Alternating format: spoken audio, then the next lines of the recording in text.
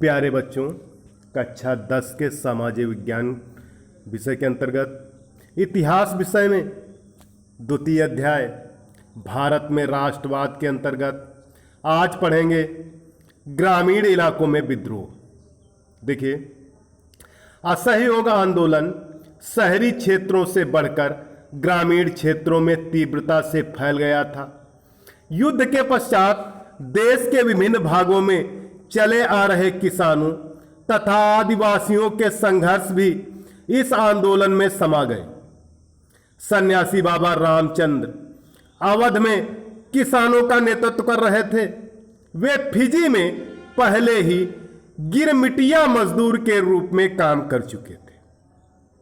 वे Fiji में पहले ही गिरमिटिया मजदूर के रूप में काम कर चुके थे, इसलिए वे मजदूरों की जीवन शैली से अच्छी तरह से परिचित थे। उनका आंदोलन तालुकेदारों और जमींदारों के खिलाफ था, क्योंकि उनके विचार से यही वर्ग मजदूर तथा किसानों का शोषक था। कौन सा वर्ग? तालुकेदार और मजदूर। ये शोषक वर्ग किसानों से भारी भरकम लगान तथा बेगार लेते थे। इसका विरोध करना भी उनका मुख्य उद्देश्य था। मजदूर किसानों की अपनी भूमि नहीं होती थी, उन्हें पट्टे पर जमीन मिलती थी और वह भी कभी भी छीनी जा सकती थी। जमींदारों तालुकेदारों का विरोध करने के लिए गरीब वर्ग ने उनको सेवाएं देनी बंद कर दी, जैसे धोबी, नाई तथा बढ़ई आदि ने। किसानों की मांग थी कि लगान कम किया जाए, बेगार समाप्त हो और दमनकारी जमींदारों का सामाजिक बहिष्कार किया जाए। बहुत से स्थानों पर जमींदारों को नाई धोबी की सुविधाओं से भी वंचित करने के लिए पंचायतों ने नाई धोबी बंद का निर्णय लिया है कि इन्हें बंद कर दिया जाए।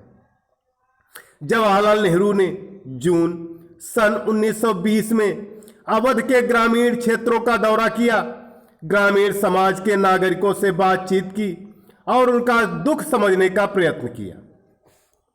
अक्टूबर तक बाबा रामचंद्र, जवाहरलाल नेहरू तथा अन्य नागरिकों के नेतृत्व में अवध किसान सभा का गठन किया गया। किसका गठन किया गया? अवध किसान सभा का। 1 महीने के अंदर पूरे ग्रामीण क्षेत्र में संगठन की 300 से अधिक शाखाएं बन चुकी थीं। अगले वर्ष जब असहयोग आंदोलन प्रारंभ हुआ तो कांग्रेस ने अवध के किसान संघर्ष को इस आंदोलन में शामिल करने का प्रयत्न किया, परंतु किसानों के आंदोलन में ऐसे स्वरूप विकसित हो चुके थे कि जिनसे कांग्रेस का नेतृत्व खुश नहीं था। सन 1921 में जब आंदोलन फैला तो तालुकेदारों व व्यापारियों के मकानों पर हमले होने लगे, बाजारों में लूटपाट होने लगी और अनाज के गोदामों पर कब्जा कर लिया गया।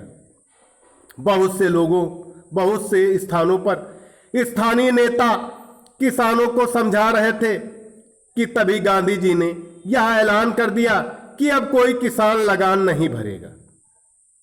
गांधी जी ने ऐलान किया कि अब कोई भी किसान लगान नहीं भरेगा और जमीन किसानों में बांट दी जाएगी। महात्मा गांधी का नाम लेकर नागरिक अपनी सभी कार्रवाइयों और आकांक्षाओं को सही ठहरा रहे थे। आदिवासी किसानों ने महात्मा गांधी के संदेश और स्वराज के विचार का कुछ और ही अर्थ निकाला। जैसे आंध्र प्रदेश की गूडेम पहाड़ियों में सन 1920 के दशक की शुरुआत में एक उग्र गोरिल्ला आंदोलन फैल गया था। कांग्रेस इस संघर्ष को कभी स्वीकार नहीं कर सकती थी। अन्य वन्य क्षेत्रों की तरह सन 1905 में औपनिवेशिक सरकार ने वनों के 2/3 भाग को आरक्षित वनों में बदल दिया, जिसका अर्थ था वनों के इस भाग में ग्रामीण समुदाय का प्रवेश वर्जित था, यानी ग्रामीण समाज का कोई भी उधर नहीं जा सकता था। लोग इन जंगलों में न तो मवेशियों को चरा सकते थे, मवेशी अर्थात जानवर, यही गाय भैंस बकरी, न ही जलाने के लिए लकड़ी और फल बीन सकते थे। इससे पहाड़ी क्षेत्रों के लोग परेशान व गुस्से में थे। न केवल उनकी रोजी रोटी पर प्रभाव पड़ रहा था, बल्कि उन्हें लगता था कि उनके परंपरागत अधिकार भी छीने जा रहे हैं। जब सरकार ने उन्हें सड़कों के निर्माण में बेगार करने के लिए मजबूर किया तो लोगों ने बगावत कर दी। उनका नेतृत्व करने वाले अल्लूरी सीताराम राजू एक दिलचस्प व्यक्ति थे। क्या नाम था? अल्लूरी सीताराम राजू। उनका मानना था कि उनके पास बहुत सी विशेष शक्तियां हैं, वह सत्य खगोलीय अनुमान लगा सकते हैं, लोगों को रोगों से मुक्त कर सकते हैं तथा बंदूक की गोलियां भी उन्हें नहीं मार सकती हैं। सीताराम राजू के व्यक्तित्व से प्रभावित चमत्कृत विद्रोहियों को विश्वास था कि वह ईश्वर का अवतार है। कौन? अल्लूरी सीताराम राजू।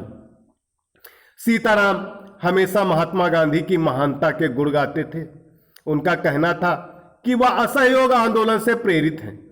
उनका कहना था कि वह असहयोग आंदोलन से प्रेरित हैं। उन्होंने लोगों को खादी पहनने तथा शराब का सेवन छोड़ने के लिए प्रेरित किया। साथ ही साथ उन्होंने यह दावा किया कि भारत अहिंसा के बल पर नहीं बल्कि बल प्रयोग के माध्यम से ही स्वतंत्र हो सकता है। गूडेम विद्रोहियों ने पुलिस थानों पर हमले किए, ब्रिटिश अधिकारियों को मारने की कोशिश की और स्वराज प्राप्ति के लिए गुरिल्ला युद्ध चलाते रहे। सन 1924 में सीताराम राजू को फांसी दे दी गई। सीताराम अपने लोगों के बीच लोकनायक बनकर प्रसिद्ध हो चुके थे। तो प्यारे बच्चों, कक्षा 10 के लिए आज इतना ही। सभी बच्चे ग्रामीण इलाकों में विद्रोह के बारे में अपने शब्दों में लिखकर ग्रुप पर डालें।